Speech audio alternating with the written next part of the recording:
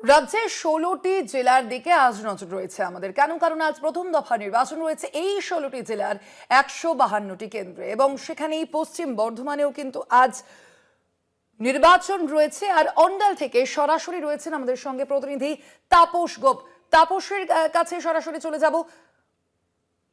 তাপস, এই মুহূর্তে তুমি ঠিক কোন বুথে রয়েছে জানতে চাইবো। সেখানে ঠিক কি নিরাপত্তা এবং ভোট গ্রহণ প্রক্রিয়া কি শুরু হয়েছে এই কেন্দ্রে? ভোটারদের উপস্থিতি কতটা দেখা যাচ্ছে? একদমই স্বর্ণালী, তোমাকে প্রথমেই বলে রাখি ২০২৬ বিধানসভার প্রথম ইলেকশন, প্রথম দফার ভোট। আর এই ভোটেই সকাল থেকে বলা যেতে পারে, আমি যেখানে রয়েছি রানীগঞ্জ বিধানসভার অন্ডাল এলাকায়, যে পলাশবন জিএসএফপি স্কুল, সেই স্কুলের সামনে এখানে মূলত ৩টি বুথ রয়েছে।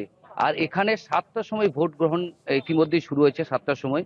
তার আগে থেকে বলা যেতে পারে ৫:৩০ থেকে ৬টার মধ্যে আমার ক্যামেরা পার্সনকে দেখাতে বলবো যে প্রচুর সংখ্যক লাইন, যত পুরুষ তার সঙ্গে তত মহিলা। কিন্তু তাদের কাছে আমি জানার চেষ্টা করব যে সকাল থেকে কেন তারা ভোট দিচ্ছে।